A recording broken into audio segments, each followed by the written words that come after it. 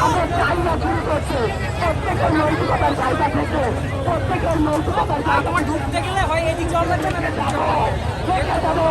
প্রত্যেক ছাত্ররা আমাদের জনগণ এগুলোকে প্রতিহত করবে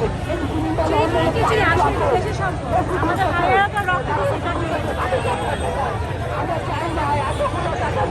আমরা স্বাধীন দেশে দিতে পারবো না এতগুলো টাকা দিতে পারবো না নতুন দল ক্ষমতায় আসবে আমরা ক্ষমতায়